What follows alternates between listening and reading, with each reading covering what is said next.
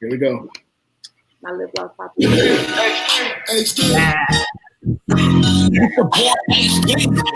Everybody get up on the dance floor and go crazy. And go crazy. And go crazy. And go crazy.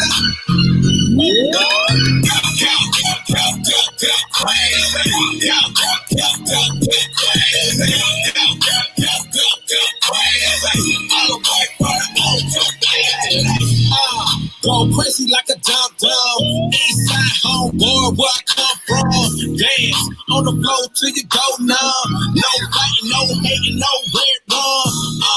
This is O City. All the way to the bay, hit the bass for me. Catch a case, cause it's beating up your Chevy. Get your moving side to side, getting all sweaty. Make it work it. Up loud. This a drop crowd. Make it all shout. Go crazy. All the way from the O to LA. Hit play on the track and I'm ready. Like a quarterback, Tom Brady. Get you all in the friends. Go crazy. Go crazy. Go crazy. All the way from the O to LA.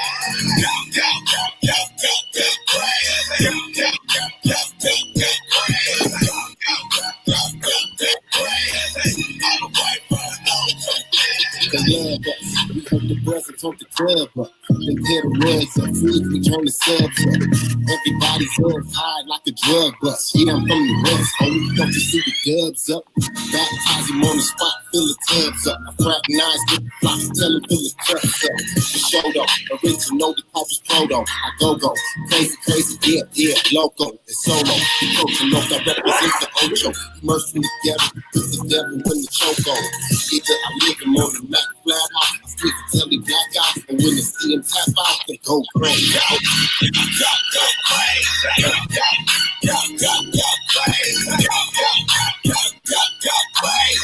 All the way from the O2.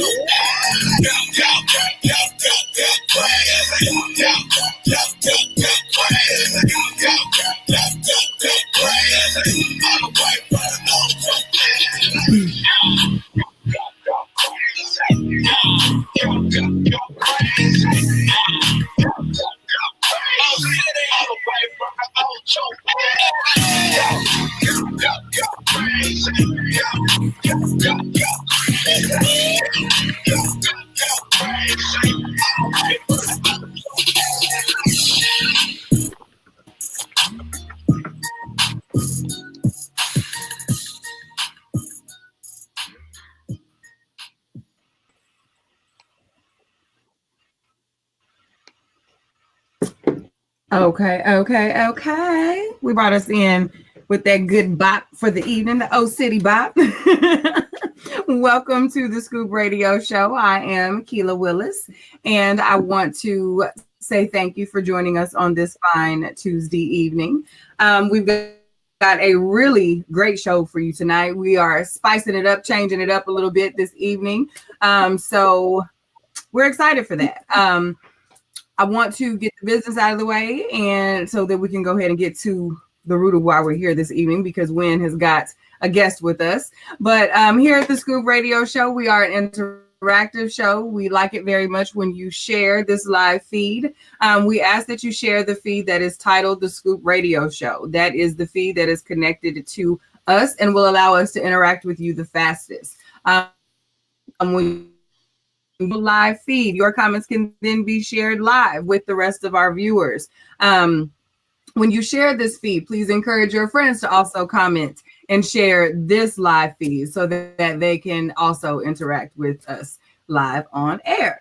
If for some reason tonight Wynn decides to hit us with a poll, you will see your icons change on your live feed. It's going to adjust down there in your comment section. You'll see a little button that pops up with 3 lines that look similar to a bar chart. If you click that button, it's then going to pop up with our question, and you will then have the option to select your answer. That will then pop up in the box on the screen.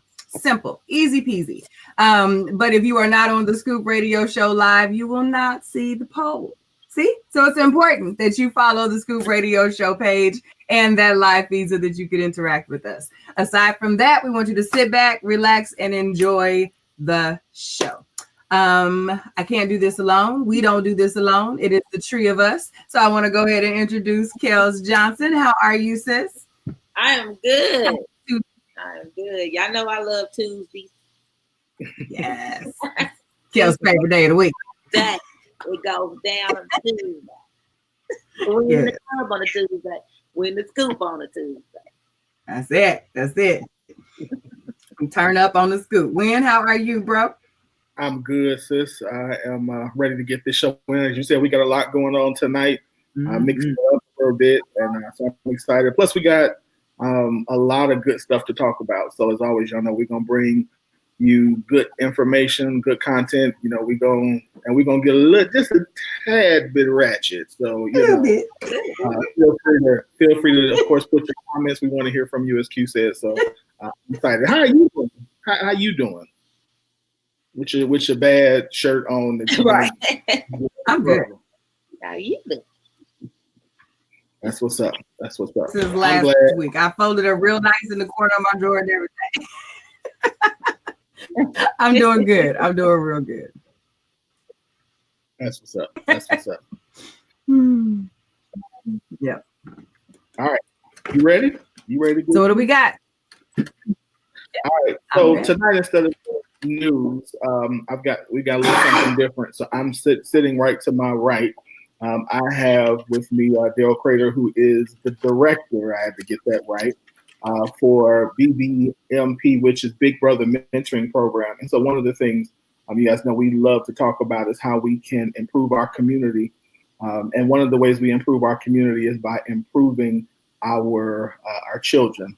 And so BBMP, Big Brother Mentoring Program, is a mentoring program that endeavors to make a difference in the lives of young men between the ages of 8 and 18, as well as the community by providing mentorship, educational opportunities, and life skills.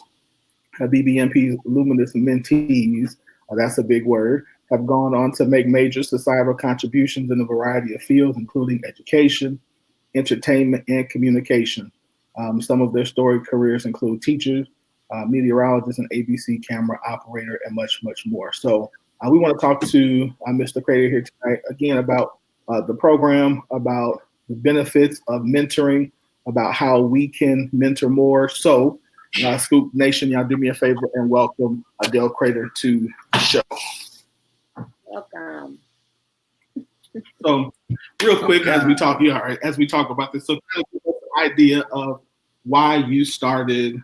Well, first of all, how long has BBMP been around? BB has been around for 25 years. Okay. What made 25 years? What made you start this program? Well, it wasn't really. It was Apostle Richard D. Hinton's idea. It was a vision that he had, that he wanted a mentor program in the church. So the Lord laid on my heart to get together and initiate it and start it. So we've been doing it. Like I say, this is our 25th year anniversary this year. We've had over 900 young men been through the program. Wow. And we have a lot of success stories, a lot of testimony. It's been a blessing to give back to our community, to our young men. We have a saying that a man never stood so tall to reach down to help a child. So 25 years.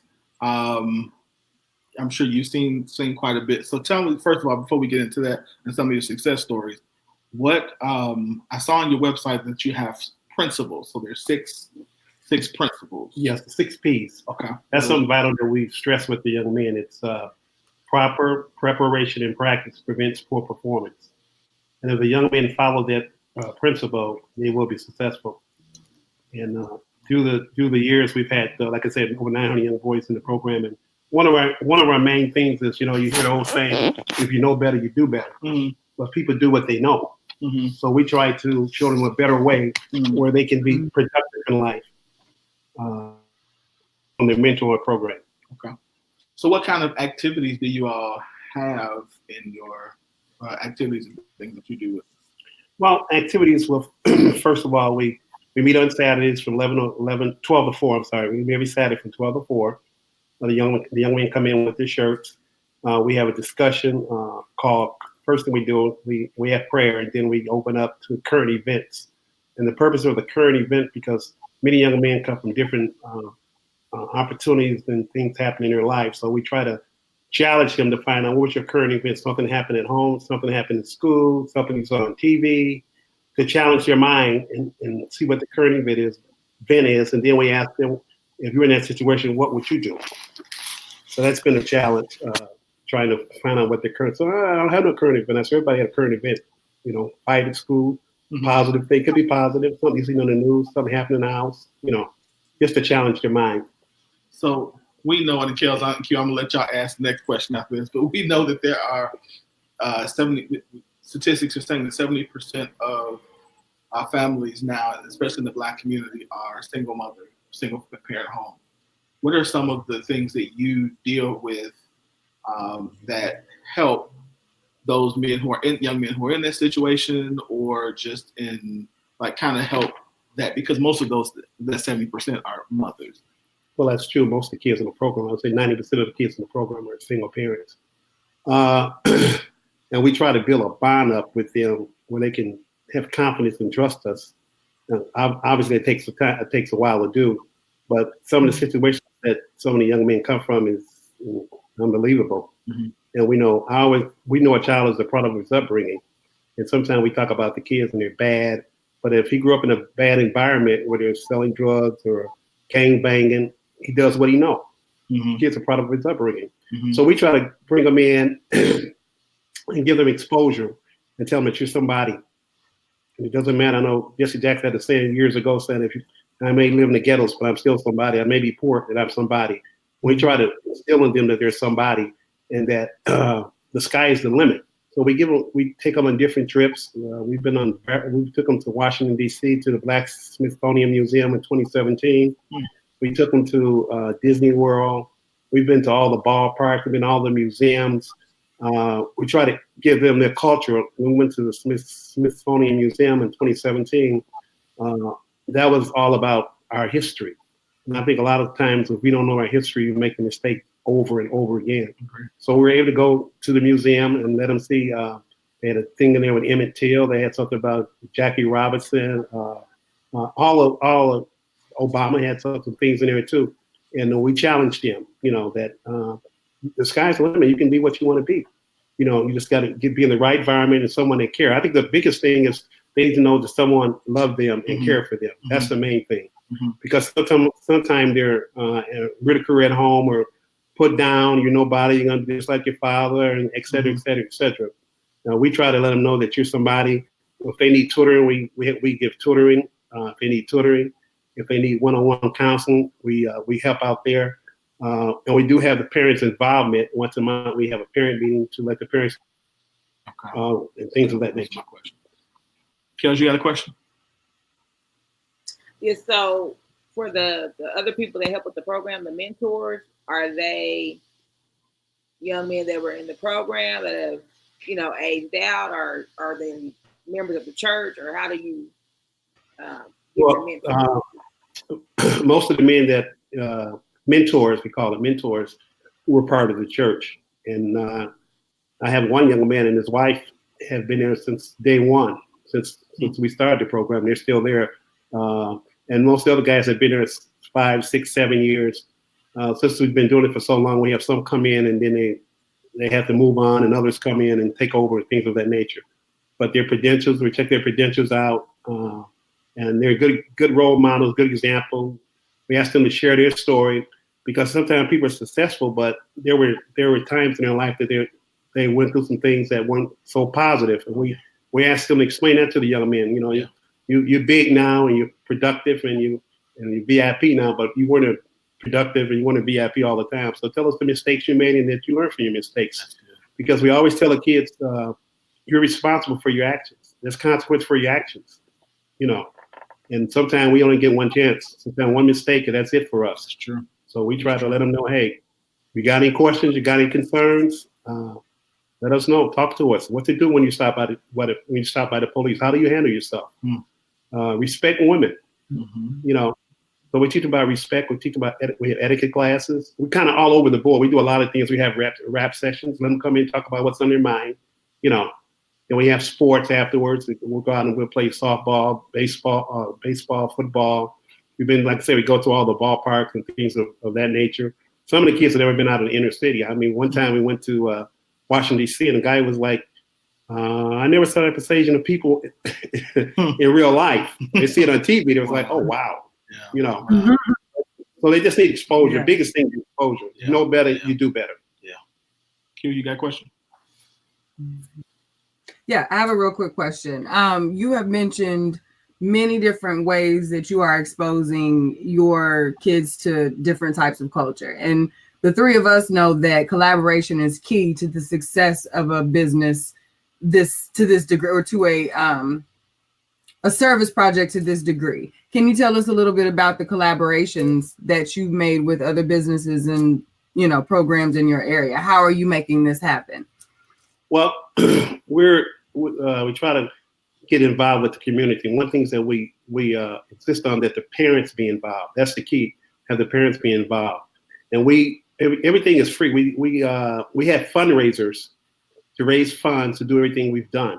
You know, Washington D.C. we raised $10,000. We went to Disney World. We raised $15,000 because we've been around so long. People believe in us. They trust us. They have confidence in us, and they've been there for us. So we tell the parents, only thing we ask for the parents is that you participate, that you do your part. You know, I understand when there's someone that's trying to take advantage of the situation, but if you put effort in, we're there to support you. So we reach out to, I worked for Frito-Lay I just retired. I worked for Frito-Lay for 27 years. So they're one of our major sponsors. Anything I need from them, they're there to support. I picked up other sponsors. My mind is slipping there. Different sponsors that come in. But the main thing has been people just donating money to help us and believe in us. Nice.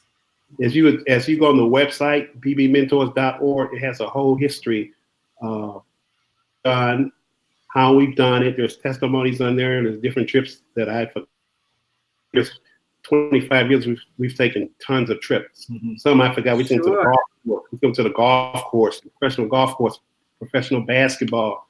Like I say, to all the museums. Matter of fact, Channel 5 did a special on us in 2017. Someone making a difference. They did a little shot on us, and that's on our website too. So we've got a lot of exposure, and we're even looking for bigger and better things with the 25th anniversary that's coming up. So we're going to have a big banquet. Old school, new school. Some alumni are coming back to share their testimonies, what they learned, what they're doing now, and then we started a STEM program this year, and we're going to be introducing that to the young men. So nice. What have been some of the? I know this is some of the successes, because one of the things I know we talk a lot about is how difficult it is to get. You talked about the parent involvement, but a lot of organizations struggle with that, and I think because of that, there's not a lot of successes. What have been some of the successes that you've seen, or some of the things that have made you say, "Okay, I know we're doing the right thing, and keep going"? Well, one young man, he's a meteorologist. I would say about 15 years ago, we took a tour prison in Indiana, and they let us go in the cell with one young man that was in there for life. And this really scared straight. This young man was scared straight, and he said, "One thing I've learned: I'll never be in the jail." Right now, he's a meteorologist today. The same young man. Matter of fact, he'll be at the banquet sharing his testimony. We took a tour of Frito-Lay, like I said, with Frito-Lay, so they gave us a tour of the manufacturer where they make the chips. They took us down there, and that was good exposure for them. Also, a lot of people wanted to get involved, trying to find out, how did you get this trip? Who let you down here? Things of that nature. We've been all over the board. We got one of the guys works for Channel 32. He's a cameraman. We got a guy that is a chemist now. He started out in the program. I think we're the smartest people in the world. We just have to challenge them, let them believe in them, and show love to them, and then they begin to open up, and you find out the gifts, because I think we're the gift to people in the world. We just have to, it's just a challenge, and being able to feel their confidence up, and they feel comfortable talking to you, and then they open up and tell you things. Some things are personal and confidential, and we keep it that way. I know one year we were making Mother's Day card, and one young man told me that he couldn't make his mother a Mother's Day card because he couldn't stand her, Wow. But he would make his grandmother one, Wow. So we're all over. We represent Mother's Day cards. We do things for Father's Day. And like I say, sometimes I'll do things to catch them off guard. I said, what are the 6 P's? We had an incident once where a young man was in the program, did very well, and got a job at one of the banks, was doing pretty good, made a few mistakes, and they called me and asked me, could I write letters to the judge that he was in the program? I said, sure, write letters. This young man was looking at some heavy time, but I asked the other mentors to write letters. They wrote letters, and we went to court. The judge asked the young man, he says, tell me, what are the 6 P's? He said, proper preparation and practice prevents poor performance. And the judge was like shocked. This program does exist. He said, say it again. He said, proper preparation and practice prevents poor performance. This guy was looking at heavy time. He had signed up to go to the service. We had lawyers come in, because we have a lot of people that help us outside, lawyers and things of that nature. When they came in to look at his case, they said there was nothing they could do because he had signed papers already admitting that he had did this. And that's one thing we try to tell you, when you ever get in trouble, don't sign nothing. Because so to make a long story short, when he went to court and the judge, he said the 6 P's, the judge said, you seem like a nice young man. You just made a mistake. I'm going to drop all charges. Wow. All charges were dropped. Wow. That's good. And his mother called me and said, oh, I'm indebted to the rest of my life. I said, no. You're indebted to the Lord, not me. That's our purpose of being here, to help one another. So we got only a few minutes left. Tell everybody where they can find you, number one. Number two, where they can donate if they want to donate. So that's a big one, that donation. Yes. One thing I try to stress, a lot of people have organizations and things, and they ask for donations and things, but that has been our strong arm, is donations. Every time we do something, we let the people know what we're doing, and it's been very, very successful. If you would like to donate, and like I say, to get more information about the Big Brother Mentor Program, you can go to our website. It's bbmentors.org, and there's a link there where you can give donations. Also, you can, for the older people, we still have a P.O. box. And you can send it to the P.O. box. P.O. box is 2258 in Calumet City, 60409.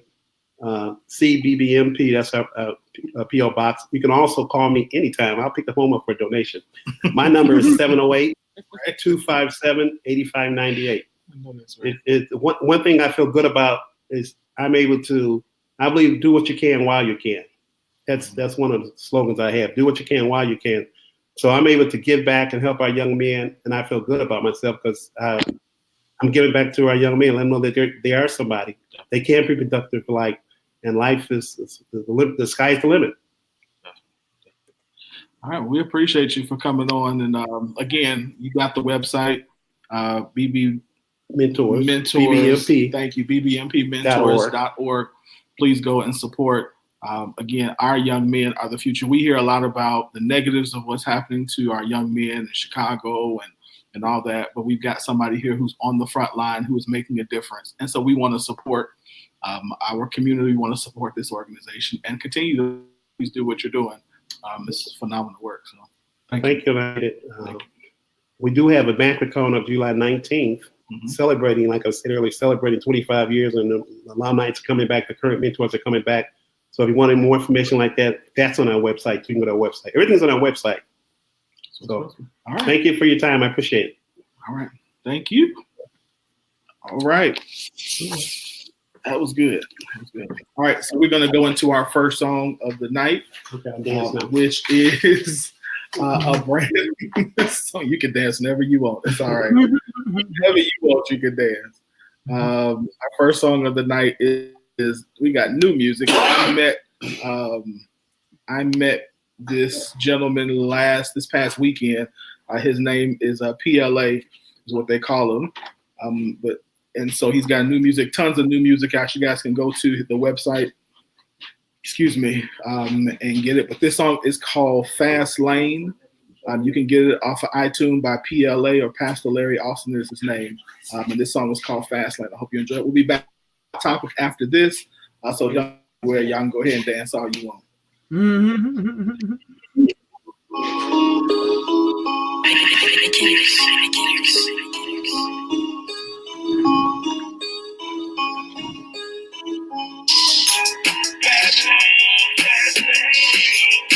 This world is so strange. Help me to maintain. Stay focused while I'm driving this fast lane. Fast lane, fast lane. Help me to maintain while I'm driving this fast lane. Fast lane, fast lane. Don't change. Don't be up the screen when you're driving this fast lane.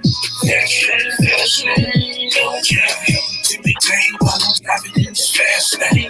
Fast lane, fast lane. Don't change. Fast lane, all gas. About to smash to the top of the gas. Let me crash. Body going back with a soul one up. Rose gonna run with a pace slow down. Wait till you sit about to pull up now. Who got the crown? Jesus Christ, how to get that? Gave his life. Almost any grade, he paid that price. Ain't got a dip, double king, got twain. Life is season, been put to my gun. Yeah, trying to make snow. So broken squad. Golden nation, bringing salvation. International, every nation, revelation, demonstration. Tearing down them gold Satan. Evidence, heard depression. Pay the Lord's in death. In Jesus' name. Let it rain, this heaven's game. Let's fight to the blame and all the shame. Ignore the pain when it gets praise. I can get the fame, I'ma change the game. Ignore the pain when it gets praise. I can get the fame, I'ma change the game. Stay focused while I'm driving this fast lane. Fast lane, fast lane. Don't change. Help me to maintain while I'm driving in this fast lane. Fast lane, fast lane. Don't change. Help me up the strings when you're driving in this fast lane. Fast lane, fast lane. Don't change. Help me to maintain while I'm driving in this fast lane.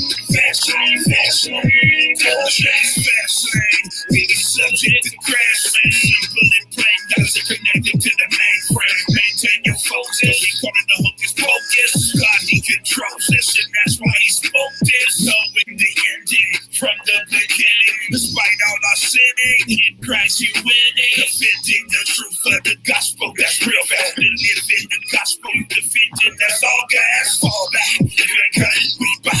Walking ain't done in 23 years, that ain't nothing. Here we are, so coming out like got some time to stand. We gon' do it, do I don't know how. So I keep this in the brain, fireball, all y'all, stand there, yes, why? If you wanna come out, better eat that collar. Wanna come out, better eat that collar. Stay focused while I'm driving this fast lane. Fast lane, fast lane. Fast lane, help me to maintain while I'm driving in this fast lane. Fast lane, fast lane. Don't change. Help me up the strength when you're driving in this fast lane. Fast lane, fast lane. Don't change. Help me to maintain while I'm driving in this fast lane. Fast lane, fast lane. Don't change. I'm driving in the fast lane. What the hell you boy to maintain? This world is starting to look strange. While I'm driving in the fast lane. Fast lane, fast lane. Oh, this world is so strange. Help me to maintain. Oh, when I'm driving in this fast lane. Fast lane, fast lane. Oh.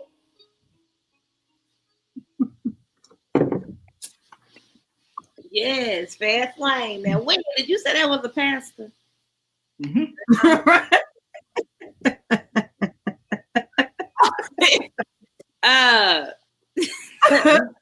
I need the Reverend Wright. You have to Google them lyrics real quick.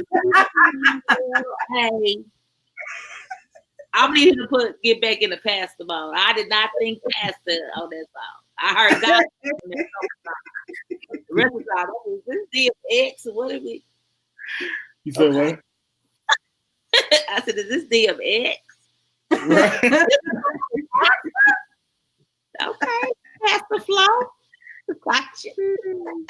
Anyway, this brings us to hot topic that ushered us right on in. Gotta flow. Pastor got lyrics. So the hot topic today is actually we were discussing an article with Brian J. White. And for those of you who don't remember that is, that's the fine dude off of Stump the Yard. Mm-hmm. So, oh yeah.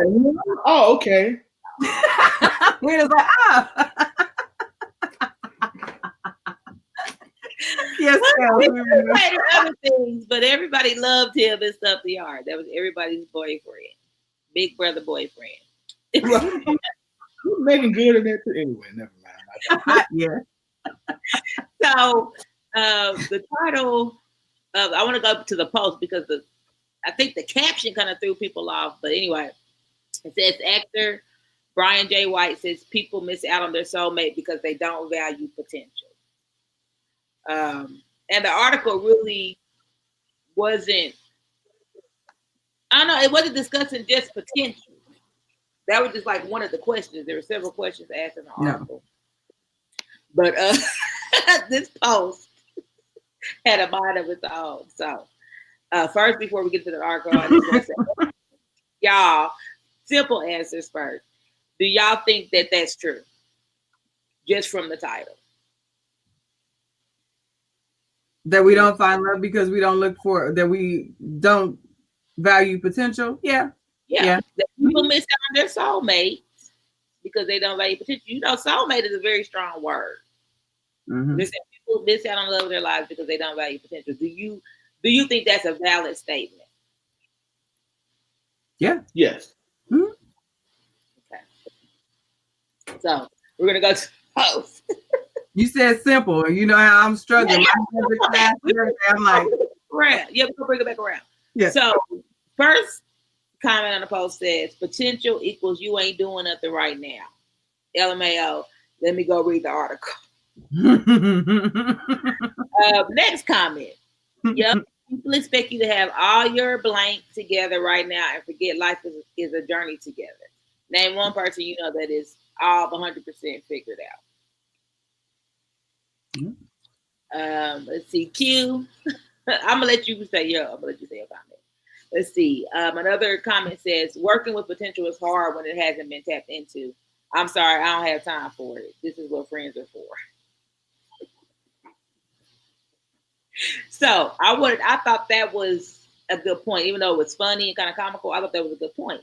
So, do you think that waiting on someone's potential is a hindrance, and that's something that shouldn't be part of romance, or do you think that's a piece of it? I'll start with Lena, and you can give your answer that you gave on the post. Wait, ask your question again. Do you think from that last comment that the waiting on someone's potential, that's what their friends are for? That's not the way I interpreted that. Is that that's not for romantic partners? Do you think that that's an integral piece of being with somebody with potential? Yeah, I think it is a huge piece of it. I will say that I think that potential can come in all different kinds. Mm-hmm. And so you determine, I think you have to look at it in a couple of ways. I think you have to look at potential as the potential for what? Mm-hmm. And then does the person have either a plan to move them towards whatever this is? Yeah. And if they don't, do they have the ability? Do they have the humility to listen to people who can help them get to where they're trying to go? Because there are enough of us who have potential that never do anything because potential requires, again, execution, and we don't like to execute. Mm-hmm. We don't like work. Let me say that. We often don't like work. What you think, Q? Yeah, I think our need to check all of our boxes keeps us away from that. But I have to agree with Wynn that it depends on what Do you have the potential to build future, or are you potentially building the foundation for the basics of adult life? Depending upon where the other person is, your potential might not match or even be in the same space as the potential of this other person. That doesn't make you less than, that just makes you not really compatible for the place that person is in. So I think sometimes potential gets played out, it gets a bad rap because people push potential in places it doesn't go. Like, we don't put potential in perspective. We want potential to fit into our spot right now. And our potential is often where I think the love of me in your life is going to automatically propel you into this wonderful place of the happy place of potential. And that's not how it really works. That's just, we want to put that in, we want to talk about potential that's really not how it works. You really have to take that person into account. Well, I wanted to when you're talking about potential. Yeah. So I wanted to read a little bit from the article on what he mentioned about potential. He says they put boxes on a potential prospect that could fulfill them based off on what they think their soulmate should be. Get rid of the boxes. The tighter they are, the less likely you are to meet the actual fit for you. Our partners are complements of us. They're not mirrors. If you're meeting someone you can already conceptualize, they're adding nothing to your life. Okay, I don't agree with that, but okay, it's fine. I don't agree that your partner is. I don't agree that your partner is not a mirror. That's what I mean. Yeah. And I. So I get what did Brian write that? He wrote this. Yeah, that was what he said. Yeah. Okay. So I don't have a problem with that statement, except that I think that I agree that our partner should be a complement in the sense that they're not supposed to be the one to do it for us. They're supposed to be there to really to help, to encourage, to be the facilitator of, to be. I think it was somebody on the post earlier said something about Candace. That's what it was, about us having blind spots, and so our partner is supposed to help us, see and cover our blind spots. However, our partners are definitely a mirror. And that's how you get better, though. That's the point. The mirror is to help you see yourself, and so your partner is supposed to help you see that this is a blind spot. That's a mirror. You have a blind spot. You don't see everything. You're not really seeing well right now. Yeah. So I was thinking he was meaning like not gonna be exactly like you, as far as the mirror. Yeah, but in some instances they should be, though. Like I said, in some instances they should be like you. So in the sense of, and we've had this conversation before too, like, Kel, it would be very difficult for you to be with somebody who's lazy. Mm-hmm. You're a hustler. And so to not have somebody who hustles would create a problem. Yeah. So there are some parts, but I probably couldn't be with somebody exactly like me either. Mm-mm. No, you don't want, no. Not exactly like you. No. Ooh, that would be explosive. So, yeah, not a good look. Now, I thought this was an interesting comment because I think a lot of people feel this way. But Mr. Larry Wood says potential is only attractive in your 20s when you're trying to figure crap out. In your 30s, potential should have already turned into actionable crap. I don't have time for that. It depends. Again, I somewhat agree with him. And I think that's the point of what the article is getting at, is I think that the older we get, the less value we put on potential. When you're 18, 21, 23, potential is fine. But when you inch into 40, it's like, bruh, sis, either poop it off the pot, And that's the problem, because I think historically, if we look at historically, we look back, we can see that there are a lot of people who don't bloom until they get to 40, especially men don't until they get to 40. Your career until you get to that 40-year-old, around that 40, 35, 40-year range. Mm-hmm. And so you can miss out on something. But again, I'd still need to say that you need to show me some action. Yeah. Like I see you doing something. Yeah, because I was thinking that too. And sometimes it may not even be age. But y'all know I've said this before. I have dealt with a whole lot of potential in my life as far as when it comes to relationships. Yeah. I don't think I have to fall for potential anymore. Yeah. Yeah. So sometimes it's about age, it's just about, okay, I've donated my potential hours, potential. Yeah. I think I'm good. Okay. So with that thought, so you mean to tell me you meet a good dude,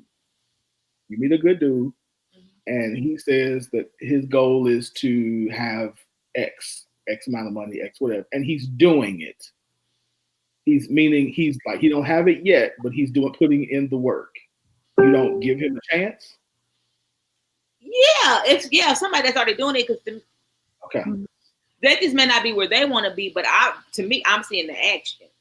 So I guess that's a different type of potential. I'm talking about the potential of I got an idea, but I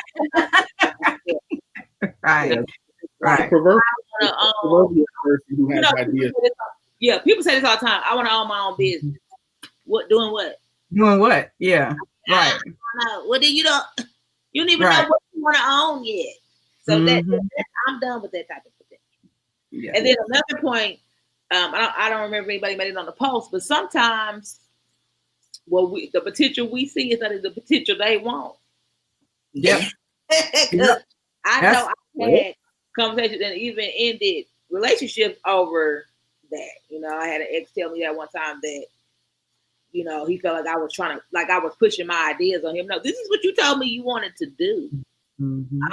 I'm trying to help you do it. But when it came time for that really wasn't what he wanted, because he would have appreciated the help. So potential is a tricky word. It is a tricky word. And I think it also has a lot to do with, aside from age, because people are quick to say I'm too old for that. But we have to account for how life ages us. Depending upon where you are in your life, I know a lot of 25-year-olds who have no time for potential. You know what I'm saying? Based on where they're going. And that's just straight up. And I can respect that. Me, I'm 35. But if ever I were single again and out here in the life, I also have 3 children. I ain't no time for potential. I'm breeding potential in my own 3 children. So that for me to have that leadership submission, I respect you as that leader of my household type of situation, because I do desire that. You know what I'm saying? If ever that were to need to be filled again, I would not need to feel like I have to mentor you into leading our family. That ain't gonna work for me. You know what I'm saying? Because where I'm already at in my life, we could be friends. I think that's where that whole potentialist for friendship comes from, because the level of investment is different that you hold as a friend than you do as a significant other. There's a totally different level of investment related for a friend. If Wynn has an idea, Carol, you got an idea, but Wynn is the opposite sex. Wynn get an idea. We could chat it out in the box. And when that's over with, until he talks about that situation again, I'm gonna pray for him, but I'm not going to bed with that on my mind like that. You know what I'm saying? But if this is my boo, we in the bed talking about it. We over coffee talking about it. On the way to work, I'm thinking about it. On the lunch break, I'm pulling up outlines and sending out listen, child, listen. Because when you invest, that's what you do. So I get that. And depending on where you are in your life, you might not have time for that. But the article, he did make some good points aside from the potential part. He made some good points about opening up for compatibility. You know what I'm saying? And seeing what you can value in another person. I thought that was dope, the way he positioned it in the article. Now, I do want to say something else. Did you want to say something? I was going to ask a question. So to that point, so when he was talking about that, do you all think that part of the issue is that So let's just use the example we were talking about of somebody who says they want to start a business. Do you think part of the problem is that when a person says that they want to start a business, if the you were talking about how you were doing stuff and Q, how you were doing stuff to kind of support that if you see that the other person receive that, then that messes up your value of them actually want their actual potential. Like, so maybe they don't have as much potential as you want because I'm trying to get the tools to get there, and now they're saying, I don't want your help. So now do you say they don't really have potential, or is it just to you, or is it a matter of of something else? Yeah. I don't know if I would say altogether, but it's not the potential I thought. You're not as far ahead in the potential thing as I would have thought. So, yeah. Because here's why I asked this question. Because if I put it in the context of something that's not a business, so say for example, a young lady tells me that she wants to be married and live in such and such kind of neighborhood, and so I'm like, okay, let's talk about this. Let's work on it. We're talking about the type of debt that we have, and we put together a plan. And all of a sudden, it's like, wait a minute, I don't want to do that. So wait a minute. I thought you wanted to. So to me, that then speaks to maybe she doesn't have the type of potential that I would think, because if this is something that you're saying that you're committed to or you want to do, now go ahead, Q, you got the face. You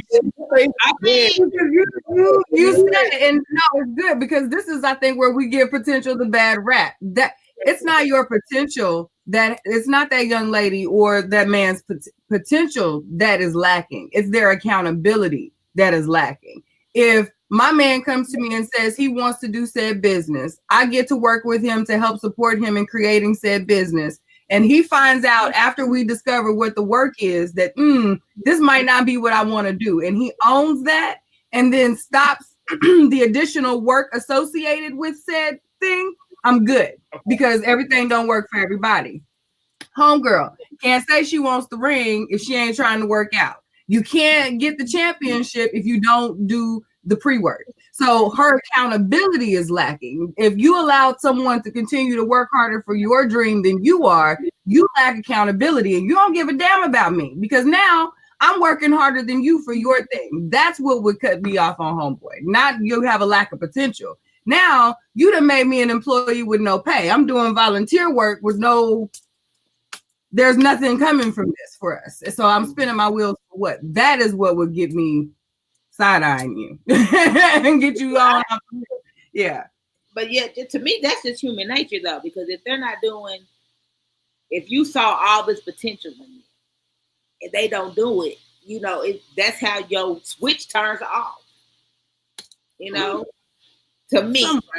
Somewhat, yeah. I think that depends. Because I have to own where I can go down a rabbit hole myself. You know what I'm saying? Because that's part of those rose-colored glasses we get to meet somebody. We talk over coffee and we can come up with, girl, please, I can run the hair world at a Starbucks table. Okay? Like, so, I can only give myself or give that other person so much based on the things that I've come up with in my head too. But that's why I have to say everybody has to own their stuff when we start talking about what are we really going to do. If I'm the only one owning your dream, I'm cool on your dream, and possibly you, if you don't, right? We don't come to Jesus real quick about what we're doing with this dream. I'm checking. I did want to mention one more part of the article before we run out of time. When he, and I think you referenced it too, Q. He had a portion where they asked what attracts him to his wife or something like that, and he was like that. Seeing her do her thing or seeing her in her element. Yeah.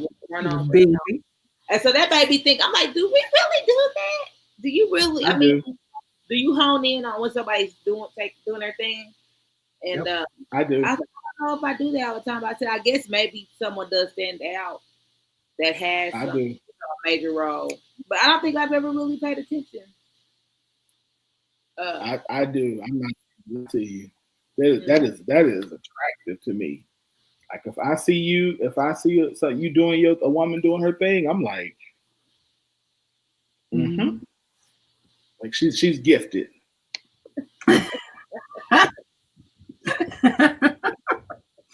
I would agree with that.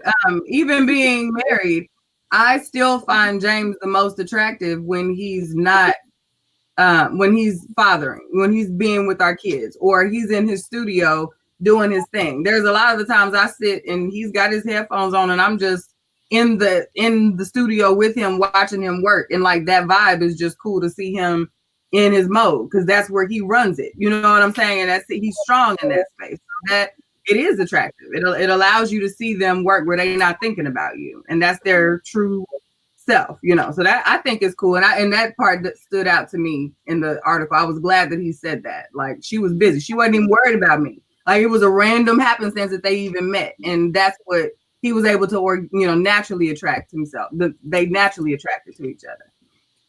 Yeah, that made me think. I was just thinking, I was like, I can't see somebody like, while I'm sitting at my desk trying to process somebody's financial aid, talking about the way she grabbed that file, bro. The way she was typing so fast. Like, but I was like, it happens. You know, I ain't gonna lie. I'm not, because and it might not necessarily even be the file, but like how you dealing with the student. It could be anything like that, and you're just like, man, she on her stuff, he's on his stuff, and that's attractive. Y'all don't. I ain't gonna get it. Look, it would be amazing. It made me look. I may just have to stop at somebody doing their thing. That's just something. I thought that was weird. That was not weird, but I thought that was something different. It made me take notice. Like, probably help you narrow down the people who really got potential too. Exactly. Right. It works. Just like seeing people like in their element. It's attractive. Work is attractive. I don't care what nobody say. Work is attractive. Mm-hmm.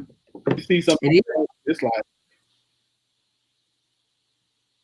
especially when they're good at it, that's attractive. And I think probably some of that has to do with the fact that typically when we're in our element, our confidence is probably at its highest mentally, like we're focused in on what we're doing. And that's again, that goes back to the whole, like we're seeing the potential in action. So at that moment, it's like, oh, wait a minute. When you see James and they're doing his thing, like you said, he's in charge. He's in control. He's, you feel safe. He's a boss right now. He's got this. Okay, this is somebody I can follow. This is somebody who can lead me when he is in like this. And so now you see potential, as opposed to when we see dude, like you said, dude in the Starbucks or wherever, who always got an idea but never do nothing. It's like the proverbial mixtape. Get to the mixtape. Some folks can't even get to the mixtape. Like, you just saying it's what you got. Like, okay, I can flow better than him. Well, do it. Yeah. Right. At least mail the tape out. Something. Try to get it in somebody else's hands. Right. Have a hustle and flow moment, bro. Have a hustle and flow moment. I think I think this discussion comes up every now and again, and it's good to have, because, like I said, it reminds us of things. Because I can say, for me, some stuff that I probably wouldn't think about, just being on the other side of dating for so long, that it's stuff. I probably have a box. I don't even know I have a box. I done created a box and don't even know it. So we got a question. Okay. So Marty asked, do you think men or women push or force some relationships rather than letting them take their own course? I'll let y'all answer. Yes. Definitely. Yes. Yeah. Especially if your boys are married or booed up, your girls are married or booed up. If your crew is leveling up in any way and you have not even taken that step, honey, anything is you will find a way to make it clay and make that thing into what you need it to be. And I've had, even just recently, my brother explained, he was like, men at our age we're just looking for anything to marry, to hold on to. So it really cracks me up when I watch social media and see men running from the idea of relationships, because I've seen whole manly men saying, nah, bro, certain folks you can't continue to fool with because they just grabbing at anything, and that can get real reckless. So yeah, we will hold on to anything in a lot of situations just to satisfy a life need that is not at all connected to love. Not at all. And I've done it. And doing that, like, I'm definitely scared. If somebody, I used to give everybody my number. Just from that lesson alone, I'm like, I don't even give people my number no more. Like, I'm like, we got to slow this thing all the way down. Yeah. If you ask me my number, if you ask me a certain way, I'm like, nope. I had to give I mean, I think that definitely needs to be standard. That sounds to me like a standard thing, and I definitely think there should be standard. I just think that again, like I said, the older we get, the harder we are on potential, because we think that at a certain, in our mind, whether we admit it or not, we think that by a certain age, we expect certain people, or we expect people to be at certain places. And so if you are struggling in a certain area by a certain age that doesn't meet what we think is the standard, then we dismiss you. And I think men and women do that. And again, I think it's okay. It depends on the story to me. So I don't think it's necessarily always a bad thing. I think it depends on the story. It's one thing if you try and you mess up and you get knocked down and that's fine. But again, for me personally, if you are the proverbial excuse maker who never holds yourself for any accountable, who is always I don't even care. I don't want to hear that it's the white man or anybody else's fault. Like, we get that those are reasons, but what are you doing? You know, it's like, what are we doing now? Like, let's talk about solutions, because we're too old to be continuing to, like, talking about, again, to just live our life solely based on potential. Yeah. So I get what he's saying. I agree we need to look at it, but I need some. Can I get a plan? Can I get a? Again, my dad always told me, he said, listen, if you go up to the plate and you swing and miss, at least you swung. I'm perfectly okay with you. Just swing the bat. Swing the bat. The moral of the story is allow a little bit more leeway for potential. We'll try that. But that is the time for Hot Topic. We are coming up on 9:00. And our interview with Miss Nikki Nice. Remember that Hot Topic is brought to you by Curvy Kitten Clothing, where self-reflection is perfection.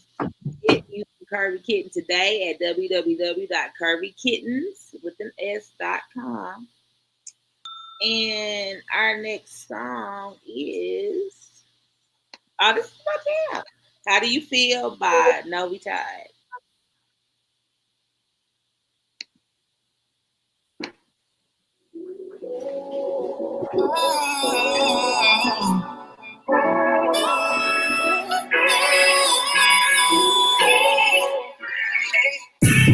Sometimes when I'm thinking, I be wishing we was on the same page. But you ignoring me the real you, so I let you run at your pace. Now that I'm gone, you care. And I don't care that I'm gone. I don't care if I'm wrong. The love still gon' shine strong. Every time I try to call your mind, girl, put you on game. You ain't listen to a word, pay attention to a thing I had to say. But you gon' learn today. You gon' read my mind. Better back in my things. How do you feel now that I'm gone? Now you alone. You can leave it alone. How do you feel? How are you alone? Real with that, no way you should never cross me. How do you feel? Oh yeah, oh yeah. Oh. How do you feel? Yeah, yeah. Oh. You had some good, but you let it go. You said you had love, never let it show. You were stuck in your ways, I know. And you said I would miss you. It's funny how the table turned. Now you out in your feelings. Now you crying and you miss me. You like now, cry me a river. I thought y'all fell in the love Now you know better, you can go better. Hate I had to change with the cold weather. Can't nobody tell you nothing, you so stubborn, oh yeah. Now you miss my presence, you get the message. Reminiscing got you crying, got you stressing so bad. Ooh, cause you have to get it right. You gon' have to sacrifice. Selfish ways gotta put aside. You gon' have to compromise if you want love.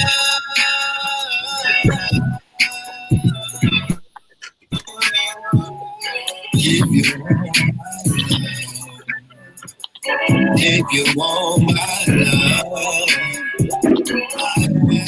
You feel now that I'm gone. Now you alone and you can do what you want. How do you feel knowing you lost me? A real one at that should never cross me. How do you feel now that I'm gone?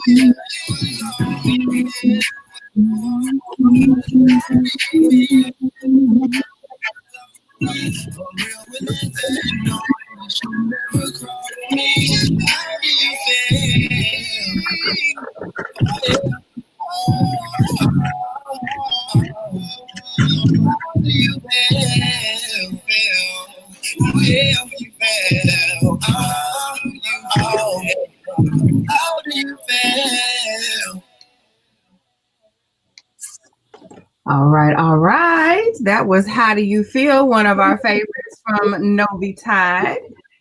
And it is now time for us to go ahead and get into our main segment of the night. And before I go ahead and get into this good bio, I want to remind you all that this segment is brought to you by Elegance by Design, where healthy hair and skin is our priority, but a beautiful you is our specialty. You can order your all-natural hair and skincare products at elegancebydesign.com.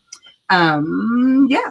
All right. So tonight, if you have not heard the word, we are talking with our very own Nikki Nice. She has sent me this awesome bio. And I am going to read it for you guys, but y'all know Nikki. This is our girl. She is here for the fam. And we are so proud to know and love her and have worked with her in all kinds of different ways.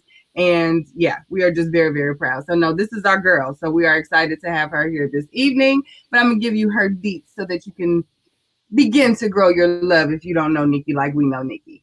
All right, Nikki Nice was elected to Ward 7 Councilwoman on November 6, 2018, in a runoff election, becoming the 10th woman and second woman of color to serve as City Hall since the city incorporated in 1890. She's a fourth generation Oklahoman, and she was born and raised right here in Ward 7. Her early education was completed here in Oklahoma City, and she received her Bachelor's of Arts in Broadcasting from historic Langston University. She is also well known to us in our television and radio market because she was our personality for over 15 years here in Oklahoma City. She has a wealth of leadership and service awards that have been given to her over the years, and she currently serves as an executive board member for Heartline Incorporated, Special Friends of Ralph Ellison Library Executive Board Member, Black Liberated Arts Center Incorporated Board Member, and she works in the Working Together for Change Ministries board member and Women Lead Oklahoma. Like, this woman is busy on top of doing all of her Ward 7 stuff. She lives right here in Northeast Oklahoma City and is the proud daughter of Roberta. She's a pet lover, music lover, and a lover of people, and is committed to moving Ward 7 in Oklahoma City forward together. Scoop Radio Show, Nikki Nice. Welcome, sugar. Hey, everybody. I was hoping you would not read that whole bio. We're bringing her on. You did. Hey.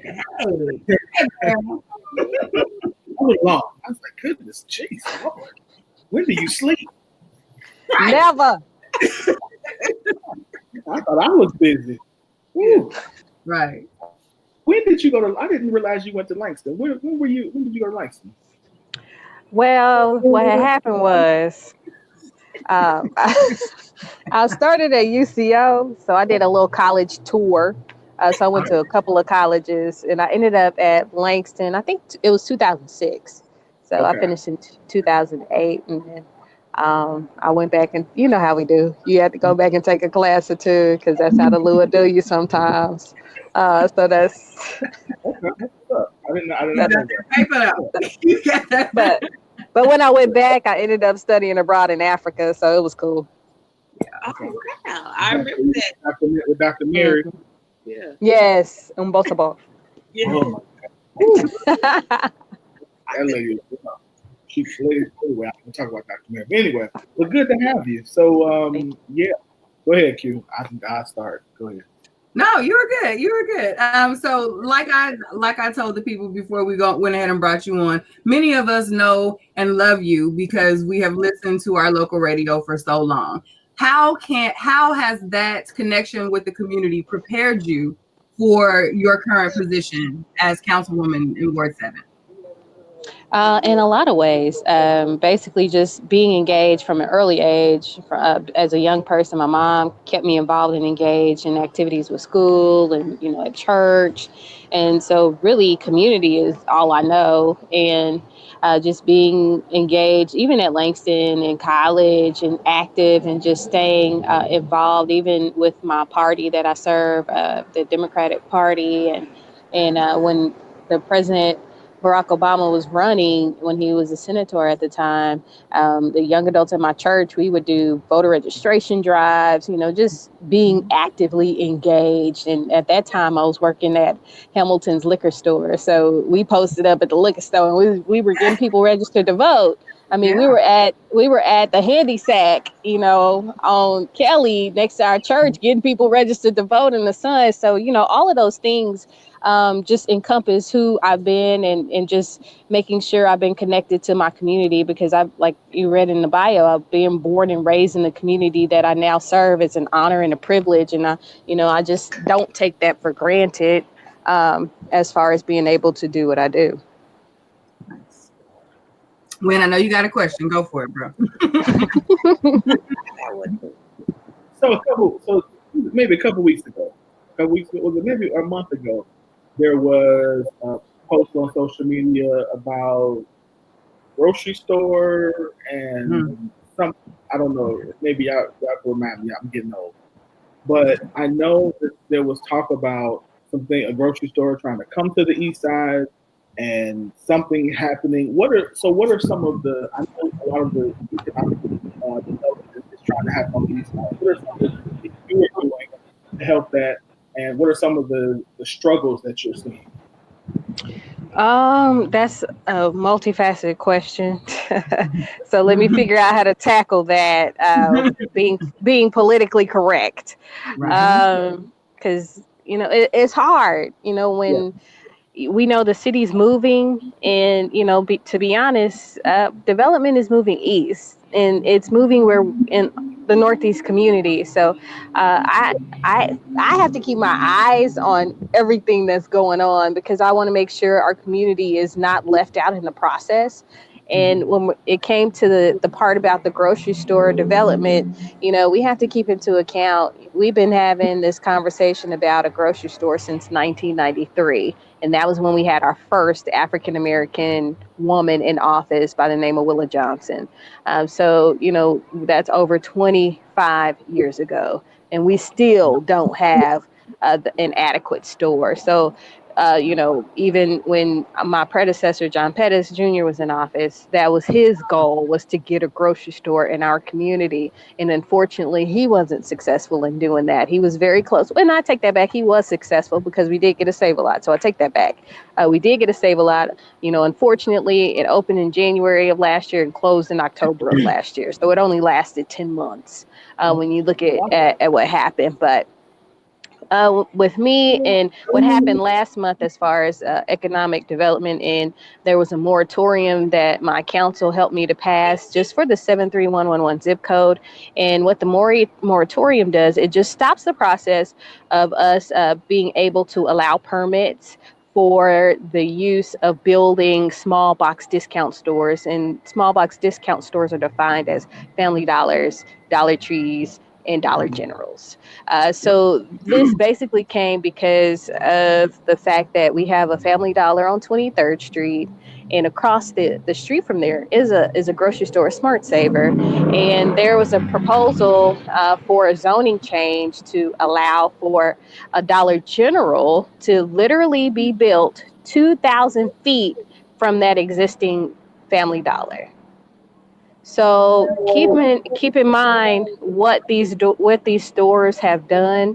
According to research, they outnumber currently all of these small box discount stores. They outnumber Walmart and McDonald's combined, and they plan on building thousands more in lower income and rural areas, and they shut down grocery stores because of the option. And the problem is they're not allowing for the opportunity of fresh foods to come into the community because all of the foods that are in the store are processed.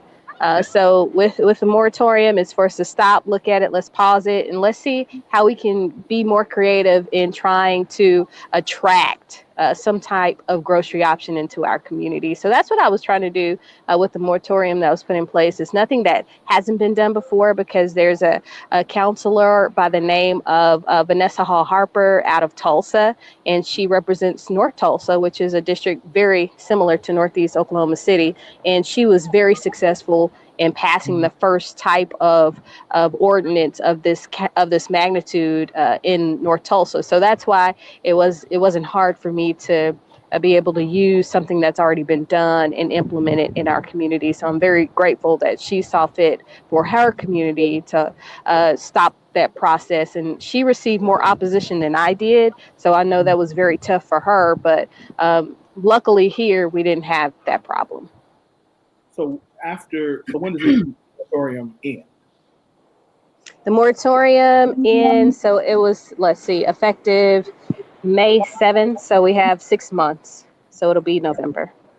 And so is the goal within that 6 months to get, what I'm trying to see is how do we get, I said we like a living. But anyway, but how do we get? No, it's still we. It's still a we. I mean, it is. How do we get to the place where there is from here to get to where there's a actual grocery store there? What's needed?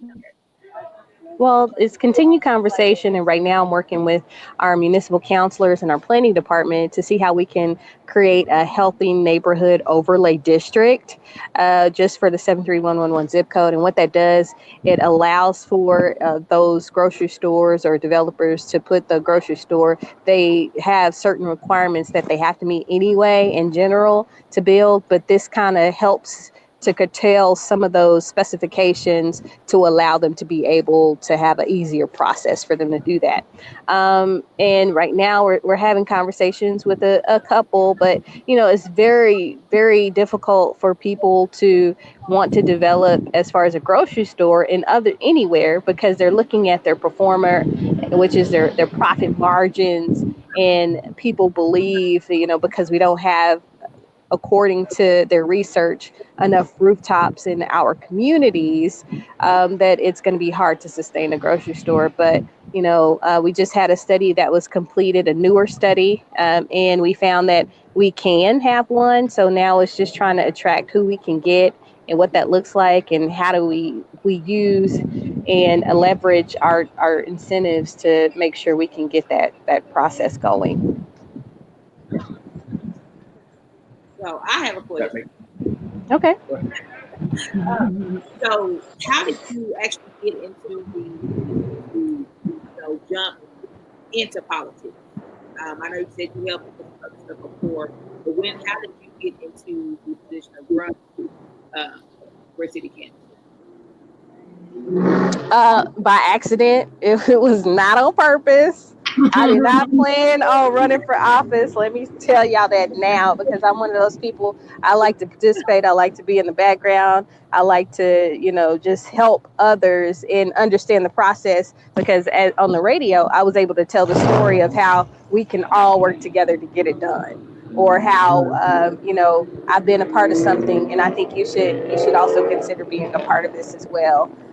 So it was definitely not by design. I had never thought about running for office. I was very, like I said, active in my party, just being engaged. But, when when the Lord tells you to move, you got to move. When community is suffering and you think you or feel you can help in elevating a community, you step up and you just take responsibility. So that's what I did. And also I wanted to make sure we had representation, because there was a possibility that we weren't going to have representation that looked like the community, or that basically represented the voices of Northeast Oklahoma City. So those are things I took into account when it came down, because I literally filed for office the last day, which was June 15th. So it's been officially a year since I filed for office and ran.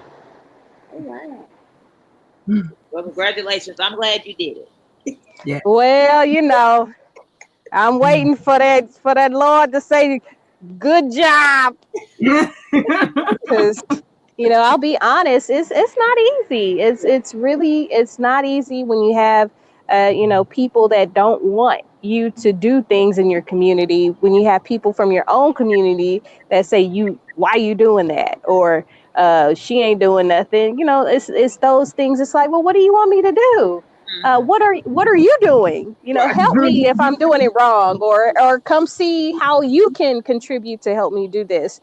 But I think we also have to make sure we're understanding expectations, because me, myself, I would be on the radio talking about, how come so-and-so, whose fault is this? And then I'm in the seat and I'm like, oh, we got to fix that, So just understanding now the process. I mean, it takes time. It did not take a short period of time for our communities to end up in the way that they did.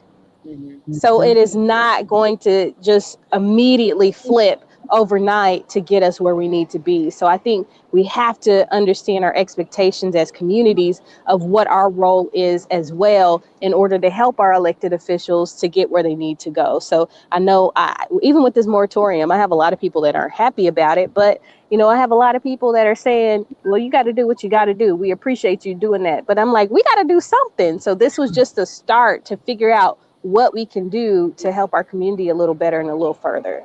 So what do you suggest for those of us, like, I don't live in that area, but what would I be able to do to help, or people that's in the community that don't really know what to do to help you in your position, or volunteer in some way?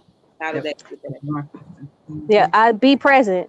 I need everyone to be present. If I have a meeting, I need people to come. If I'm having a forum, the community that doesn't look like us, they're looking at us when I have something, to see who's coming, if we're getting support, and if the lack of support is happening as well. So even when we have subcommittee meetings, when we have urban renewal meetings, we as a community have to show up, because when it gets to me, as far as voting on what happens, it's easier for me to support or deny when my community has said something, instead of me being the lone person like, I don't want that. I know my community doesn't want that. But when my community hasn't said they don't want it, it's hard for me to advocate to say they don't want that. Yeah.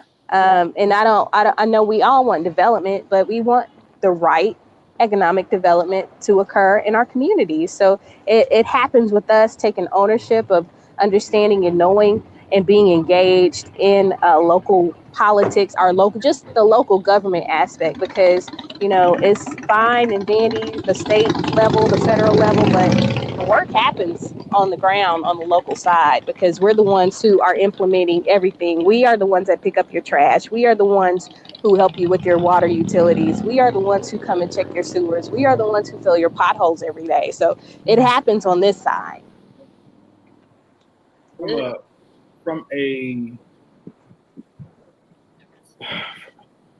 So the last time I drove through Northeast Oklahoma City, I can see that there's clearly being some development being done. I don't even know if I can ask you this publicly, or you can answer this publicly, but I'm gonna ask you anyway. It seems to Don't be getting me in trouble now. Right. Just look. All you gotta do is just like turn your head or something if you can't. Right. Okay. I'll blink twice. I'm gonna blink twice. Right. Real hard. But yeah, hung on. There you go. But yeah, it seems to me happens in every major city. I'm from Chicago. It happens in Chicago. It happens same thing here. But that there is an effort to gentrify Northeast Oklahoma. Oh, absolutely. And so what I'm wondering is, does the community recognize this, and do they understand what happens if that part of Oklahoma City is gentrified? What does that mean for them, and how can they stop it? Because I don't think we really understand what happens when yeah. What can we do?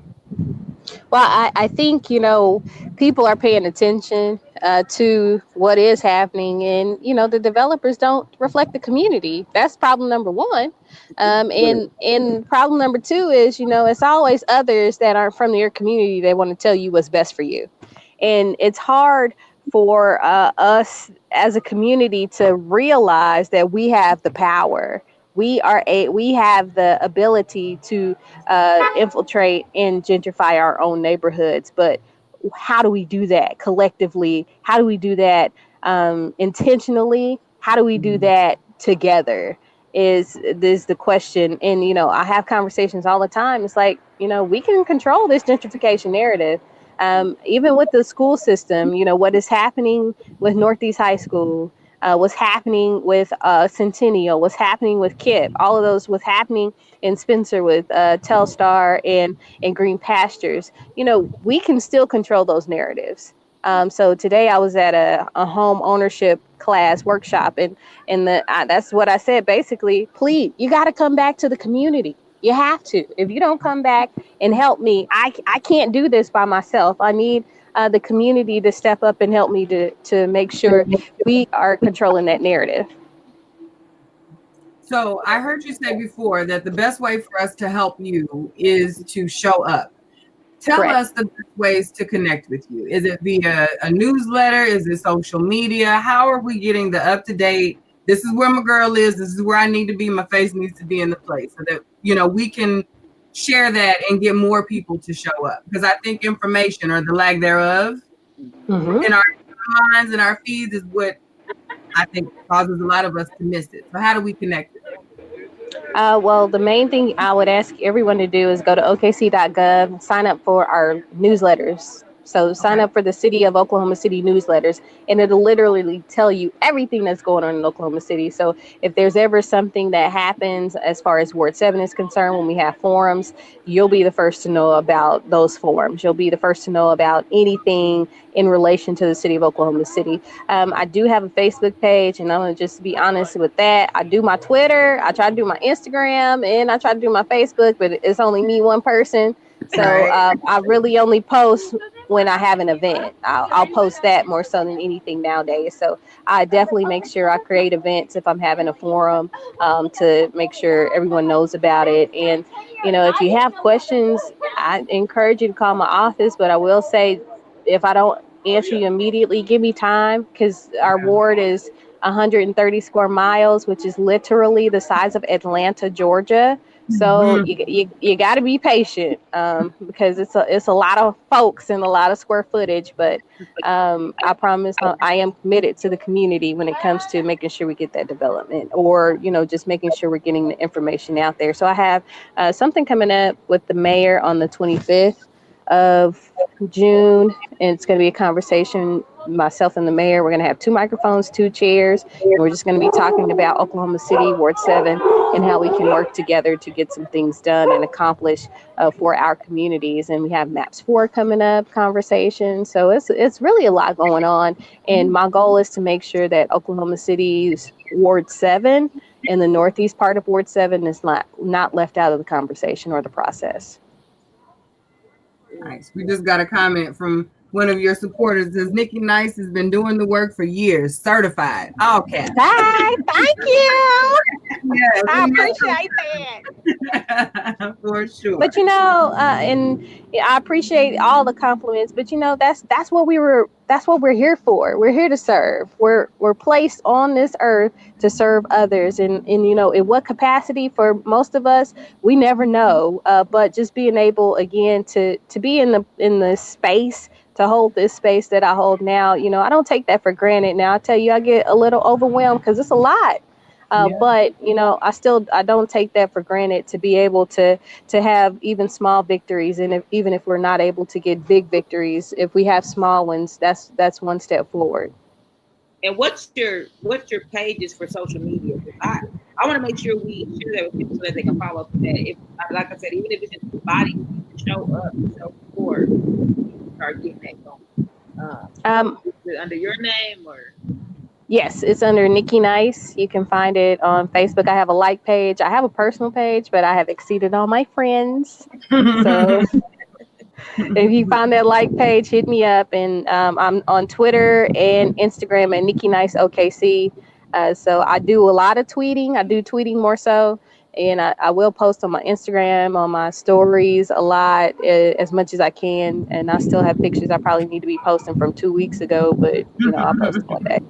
But those are ways you can find me, and I encourage everyone to just get engaged, get involved, and if you have access to someone that can help you develop or buy back the block, or help someone else to rehabilitate their homes so they can stay in their homes and within the community, let's do that. Let's work together, because I really don't want us to get displaced out of our own communities. And they, people are coming that don't live in our communities, and they want what is here, because we aren't realizing what a gold mine we have in our communities.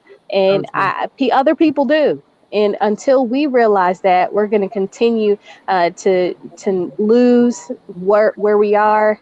And I would just hope we can retain our identity as a community and as a culture when it comes to our Northeast community. I don't want that story to ever be left out. If I can help that, I will make sure it's not done. So even with my council comments today, I was talking about Juneteenth, because I think it's important for people to know what's going on in our culture, and how we are the people that we are because of our rich culture and our rich history. Yeah. So true. Oh, I love it. Thank you so much. We have come right. That was a perfect way to just put a pin in that. Appreciate yeah, we have come up on the end of this segment, and we are so appreciative. We know how busy you are, and we are so thankful that you made time for us this evening to share your goals and your work with us, because like I said, you are a girl, and we want to do whatever we can to support you in your endeavors and making Ward 7 and our space ours. So we all appreciate that and hope to have you back soon. Let us know how we can support you. If ever there's a way that we can be of help to you, let us know. Yeah. I appreciate you all. And just when we have events, we'll definitely post them and let you know. Let everybody know. Yep. Yeah. All right. I appreciate y'all. Y'all my people. I appreciate y'all. Wakanda forever. Wakanda forever. For real. That's for real. Thank you for coming. Y'all have a good one. Night. Bye-bye. Listen, yeah, if y'all live in Northeast Oklahoma City, y'all need to help. Help. Yeah. If you work in Northeast Oklahoma City, if your kids play ball in Northeast Oklahoma City, if you like hanging out in Northeast Oklahoma City, that is your side of town.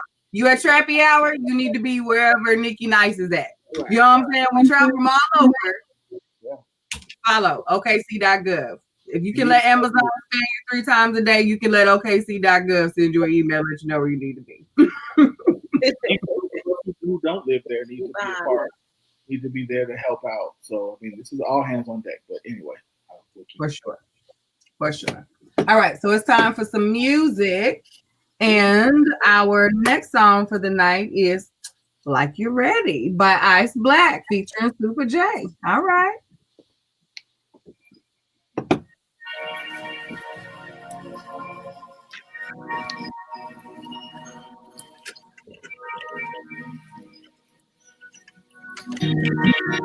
Ice Black.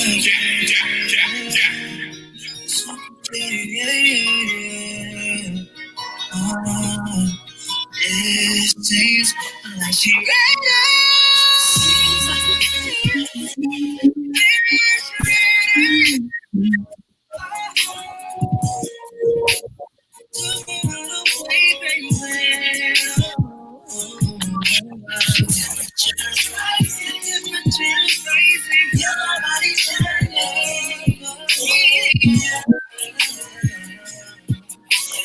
It seems like you're no more wasting time, baby. You know we've been way overdue. It's been 5 months since I had you girls. So just come on through. You said he wasn't poking you like Neo made your body weak. Surprised you didn't call time wrong. You called, I show no free. Let me show you up and gon' show out just like a nympho do. Give you what your body's calling for and get on top of you. Massage you from your neck to feet to loosen up your muscles. Kissing real softly, I creep to make your knees buckle.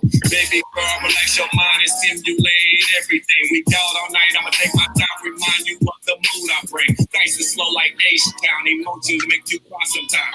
After tonight, AM, you gon' want me, girl, to make you mine.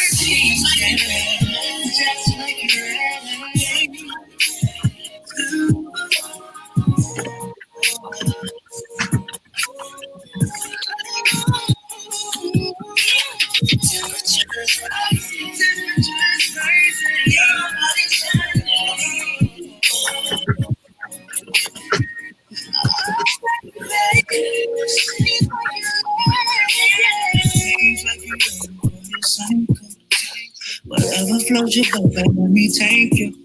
Whoa, baby, let us swing by. Yeah. Oh, just been in the way so long time.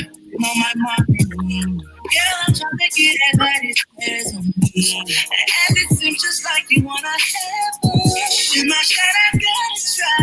You give it to me, give you tell me as you go deep enough. That's upon your feelings. Really, are you ready for this?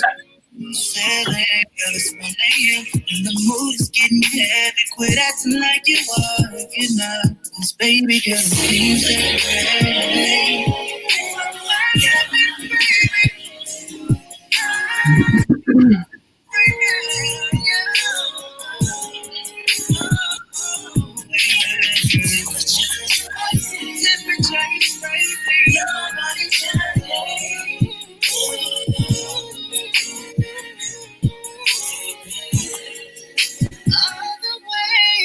See your exes want you back, I'ma make sure you don't want them like that. Give you comfortability, stability by the way I act.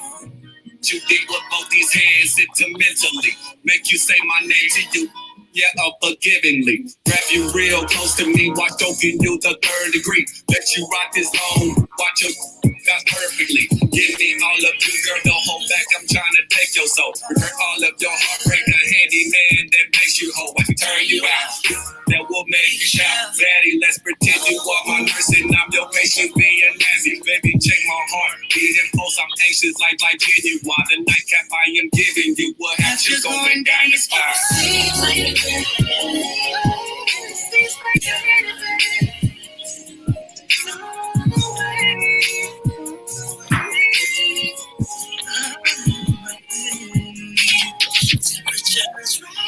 Temperatures, your body's shining, your body's shining.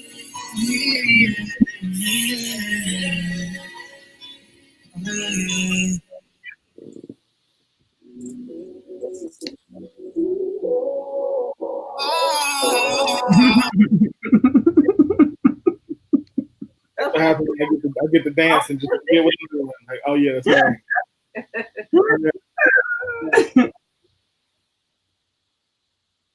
Oh, it's on me. Duh. All right. What you to introduce Q. What's not talking to me?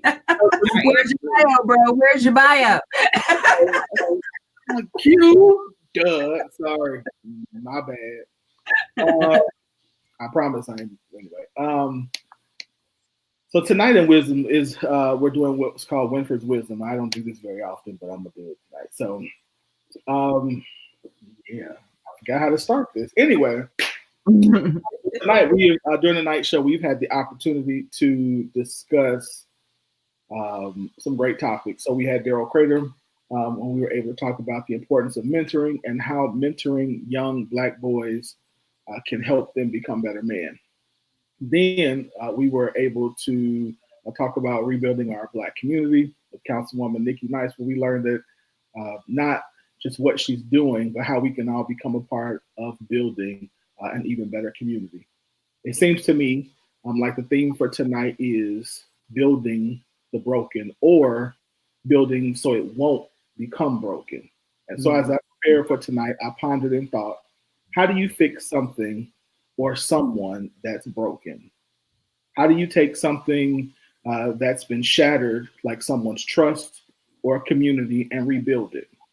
How do you pick up the pieces after a divorce or a bankruptcy? How do you rebuild a people who for over 400 years have been the butt end of racism, sexism, an unjust judicial system, redlining, Jim Crow, voter suppression, wage discrimination, denied jobs, had their families ripped apart, watched their women dehumanized, and their men castrated? How do you rebuild that? Well, so I started asking myself questions. So what's the first step? What's the second step? What's the third step? Give me something, because we've got a people who need to be rebuilt. So how do we do it? How do we move forward past something or after something so devastating that the only thing we can call it is broken? Well, if you indulge me for a few minutes, I'm gonna give you my thoughts about how do you fix what's broken.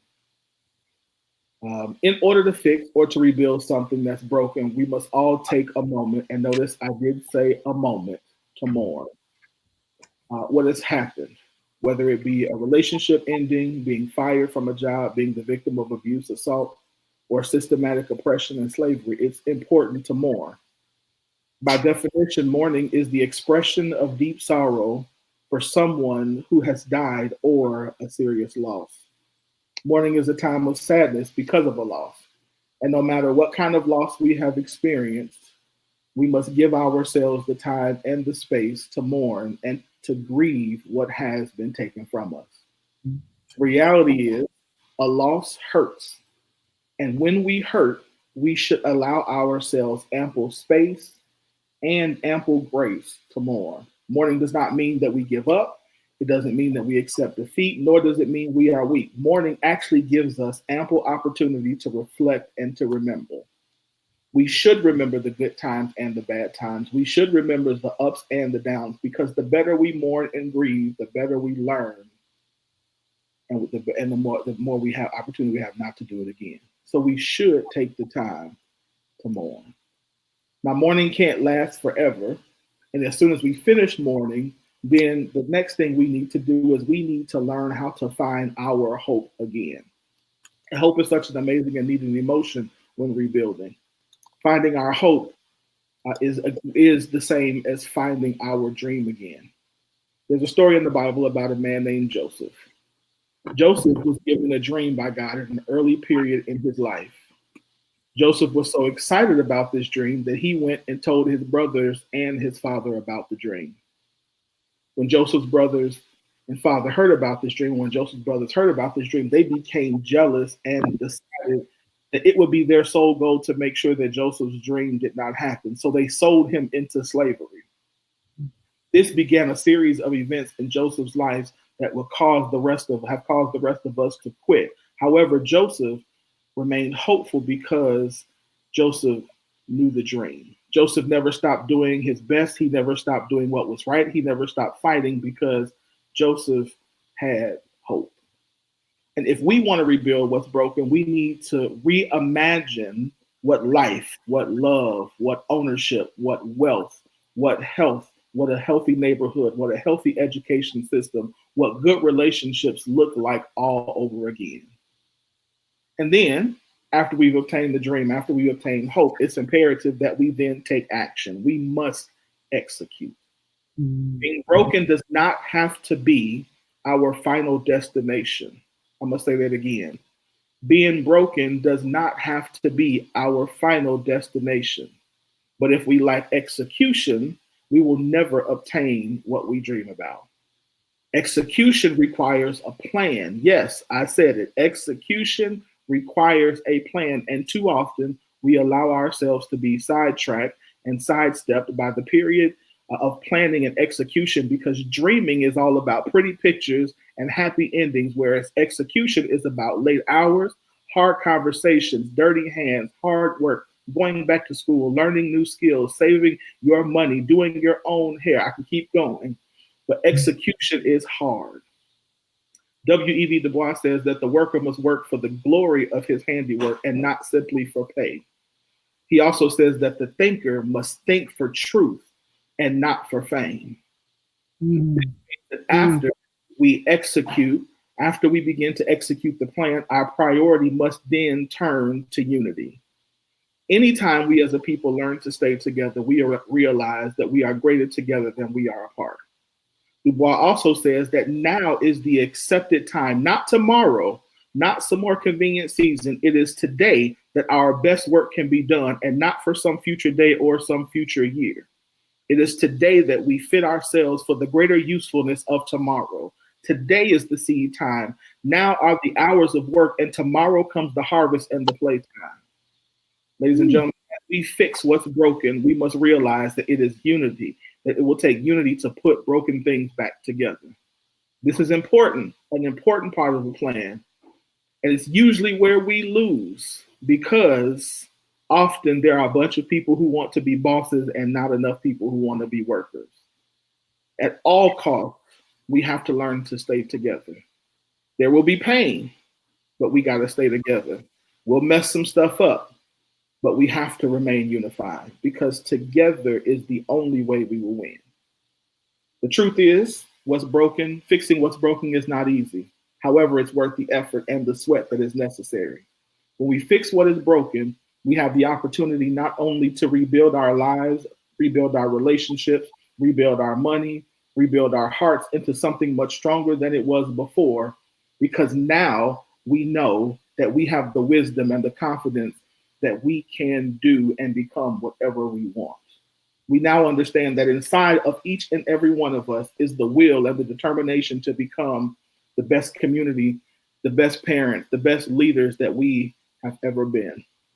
And before I finish, I just want to let somebody know that even the broken pieces of your life can be used for something amazing.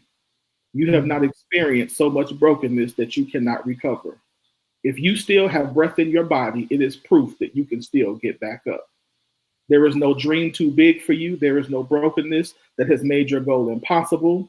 You and I were born for a purpose and for a plan. That plan is to affect change and leave the world much better than it was before you came. Just because we are broken does not mean that we are not effective. When we put ourselves back together, when we go through the process of becoming better people, then we become a better world. And we need you to accomplish that. And that's how you fix broken things.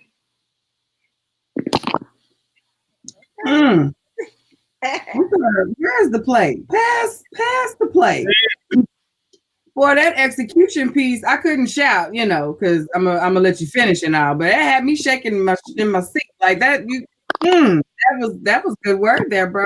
That was a good word. Yes. Yeah. With wisdom.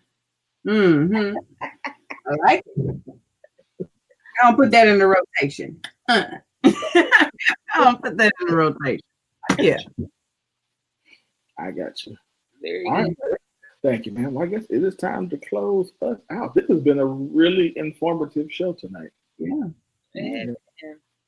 Really informative show. So I guess we can go ahead and close it out. We early tonight, so that never happens.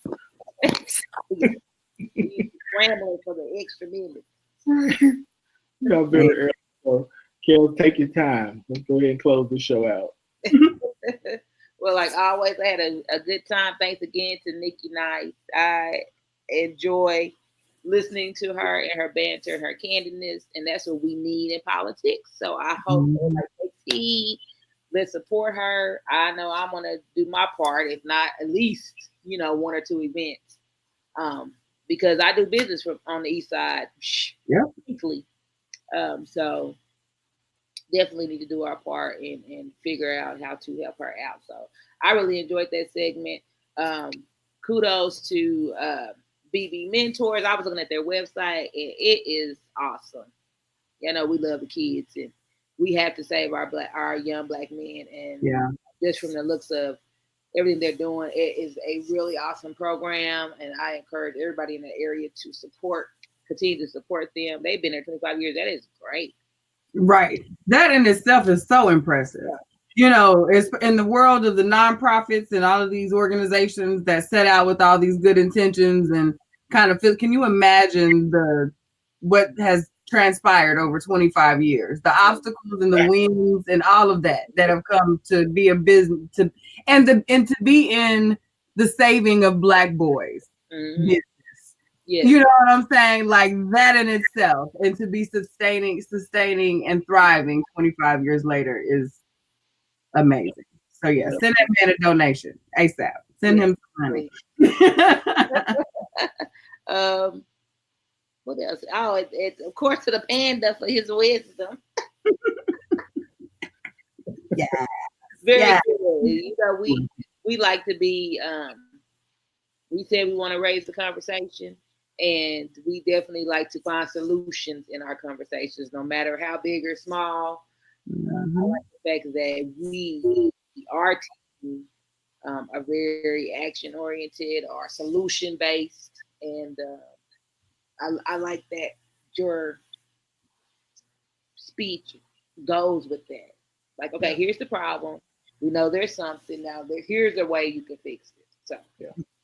Cool. Yeah, as you were talking, I was just thinking. I wonder what it would be like if we just said, like, if we just made it a thing where, for at least, I don't know, 5 hours a month, we volunteered at something, whether it's mentoring, whether it's something, I don't know. You know, if we just said, you know, mentoring, I don't know, whatever it is, but we just said, listen, we know we have needs in our community. Whatever your strength is, if your strength is tax preparation, do that for, if your strength is whatever, just, you know what I mean? Like, if we all as a community said, we're going to make sure every person, child included, man, woman, and child, just spent 5 hours a month. Yeah. Connecting. Mm-hmm. People don't realize, I don't know, well, I don't want to say that, but I know it was eye-opening to me every time. And I do a lot of community service, but every time I go to a new place or engage in something new, like, it's a whole new emotional connection. I don't know if y'all heard about the hot dogs for homeless, but that's something a guy started here in Oklahoma City that Zeta had did. My chapters, I knew Zeta had did, and we did it with our youth and stuff. And it was so good to see, like, there was church youth groups. I mean, it always happened on Sundays, but that was like their church that day. It was, I would see whole families full of people that's what they would come and do. And I don't think it's every Sunday. It might be the first Sunday, but he said he just started out just going to hand out hot dogs. And then one time, the first couple times we did, we just packed up the hot dogs and we take them downtown to, oh gosh, I don't know what that is, like off of Reno. Yep. It's a little area down there. It's a huge area, yeah.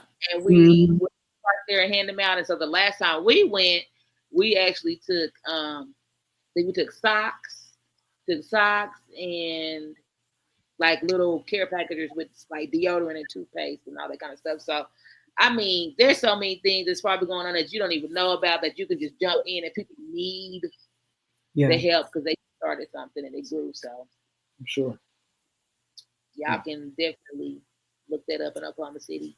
And I'm gonna say this: if you're doing something, if you're listening and you're doing something and you need people to know about it, email it to us at globaldriveradio@gmail.com. We will, we'll put it out there for people who are tuning in and following our page and stuff like that, because it's our community. Yep. These are our children. And I have a son, and it's hard raising one. So that's why I'm here today. But I didn't have all this gray hair before him, but I mean, it's difficult. So one of the things that we need to rebuild is our village mentality. Yeah. It was a village that raised our children, and we are losing that. So now we have all these disrespectful children, and it's not the children's fault it's disrespectful, it's the parents that are not being parents. So we gotta do better. And we can't continue just to be looking at them like something wrong with them. Now, granted, it might be something wrong with them, but that's, again, the Lord put us here to help them with whatever is wrong. So I mean, it's on us. Yeah, that's all I have. You got anything coming up with Curvy Kid?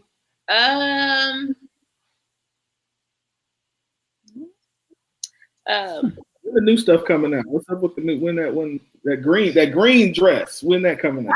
It's on the website. We done did the release and launched all kind of things the last couple of weeks. So yeah, there's still some new items out there. So yeah, www.curvykittens.com. Yeah, putting up new things probably once a week right now. Most of the new stuff is up and out. We're looking for some special requested things now that's on the drawing board, so we'll see how that works out. Got a new Cool Cat Kids logo that we haven't released yet, so y'all stay tuned for that. Yes. Oh, that girl, she's dope. Oh. So yeah, we'll be getting that out, and whatever else she wants to crank out. She gonna be on the Curvy Kid staff in a minute. I need some stuff too. Look, I'm jealous. I need some stuff too. I'm hating that. That's not unity, is it? I'm hating. We can collaborate. Look, her manager. We could discuss her. We could discuss her rates. You know, for the culture. Grin is so big, I'm not even gonna be able to get my little news out. I'm super proud of my baby. So yeah, I'm excited to see what you do with the new logo. So is it my turn? Yeah. So first of all, I would like to say thank you guys. First, I co-signed what Kels and Wynn have said about our show tonight. We have had an amazing, I like what you did with the interview for the news today. That was like real good. And I'm really, really thankful that we have organizations like that around. And I hope that sharing that story, and I think if anything, that'll allow a spark to be created in someone else to know that this is possible. Because we all know those young men in our communities that take in the young ones and are everybody's big brother, uncle to everybody. And if only given the opportunity and the resources, that backing, that little push could have something with the legacy of 25 years. So I think seeing something like that in action is just beautiful. And it's so needed, so needed. And yeah, Nikki she has been an integral part of the Back to My Roots growth. She's a supporter in that and all of our businesses, because when you see BTMR, you kind of see the crew come right there. So, in that extension of her support, she has been living exactly what she speaks. And that's why I think, I know that's why I get so excited when I see she's attached to something, because there's that execution that is so attractive to a leader. You know what I'm saying? She gets it done and she owns it. And I'm here for that. So yeah, great show as far as content tonight. This one was for the books. I hope people come back and watch this one and go, okay, that's what they're doing over there at Scoop Radio. That's what they're about over there. Because shows like tonight's show is what I really think is why we do what we do for shows like tonight. So now my Elegance by Design first thing is thank you guys so much for the support you guys showed last week in our design duo sale. You guys did, y'all. Yeah. I've gotten some feedback already. I've seen some pictures already, and yeah, I'm so thankful for you guys, and I cannot wait to share your sexy with my feeds and get them posted so that everyone can see how these products are changing how you do your hair. If you would like to order, of course, go to elegancebydesign.com. I still have design duos available. They are no longer $25, but they are still available. I'll do them for 30 right now. They're normally 35, but if we could chat for 30 right now. But I do still have duos available if you'd like to take advantage of that. And if you want to just chat about your hair and see what I have that could work for you, please also hit me up and let me know. I think that's all I have. Yeah, that's all I have. Thank you. Thank you. That's what I have. Places y'all are vending coming up? No, I'm actually working on setting up in the Back to My Roots shop. That is my focus right now. Website and getting restocked, because y'all showed out this past week for inventory to go over to the Back to My Roots spot. Yep. All right. Final thoughts for me. Word on Wednesday will not be on tomorrow. He's still on vacation, so this is the second week of vacation. I don't know a retired person need a vacation, but whatever. I'm just here. Don't do Papa Burns. Let him live. Don't do Papa. He got it at all. His age, you just let them do what they're gonna do. Yeah. Yeah. They've earned it. But yeah, so yeah, that's that. Also earlier today, I announced that tickets to the Scoop Nation, to the Level Up Conference on sale. Jesus Lord.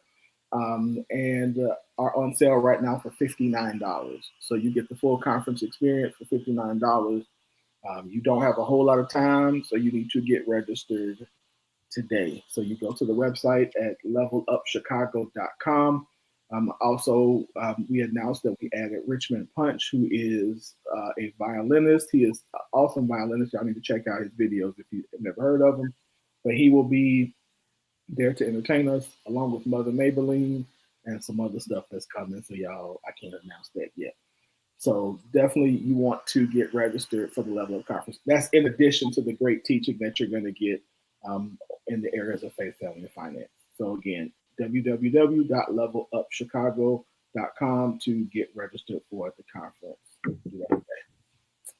Thank you, of course, to everybody who tuned in. Thank you to Nikki. Thank you to Daryl Crater. Thank you to everybody who commented. Y'all, we definitely appreciate everything that you all do and how you continue to support us. Thank you for those who shared the video, all of it. I appreciate all of you all. And we're going to continue to have these good conversations because it's necessary. Secondly, thank you to PLA for music. So if you, again, if like we've said before, if you have music and you want us to play your music, send it to us at globaljiveradio@gmail.com and we will play it. We want to support you in what you do. So other than that, we'll be back next Tuesday, of course, with another new show. Next week is Miss Tammy, right? Yeah, Miss Tammy next. So y'all want to be here with Miss Tammy Finley. She was. If you heard her last time, you know she's got a lot of great stuff. And we're going to be talking about toxic motherhood. Yeah, the mothers. We're talking about the mothers. Yeah, so definitely be there for that. We have a great show. I'm looking forward to it. And like we said earlier, look for ways to help improve our community. Nobody's going to build it for us. It's on us to do it. So we want to definitely be a part of the build. I love everybody. I appreciate all of you all for continuing. If you have not liked the Scoop Radio Show Facebook page and Instagram, again, you can do that. It's at The Scoop Radio Show. The Scoop Radio Show. The Scoop Radio Show on Facebook and on Instagram. Like the page. That way you can stay on top of everything that we got going on. All right. Other than that, y'all have a good rest of your week. I know I am. I'll talk to you later. There we go.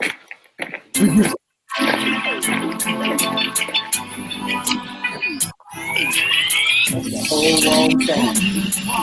That's a whole wrong song.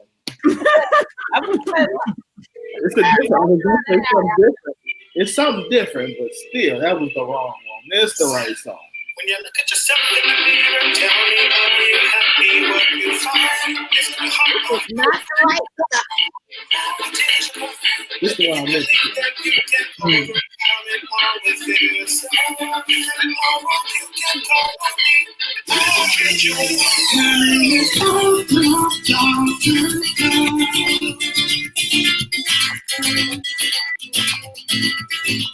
My name is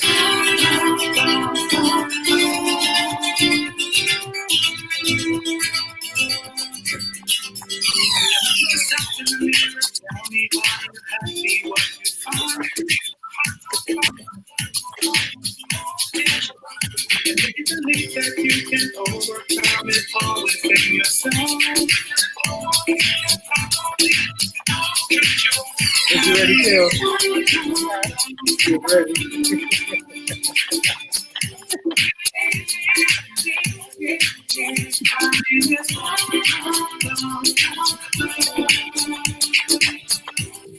right, y'all.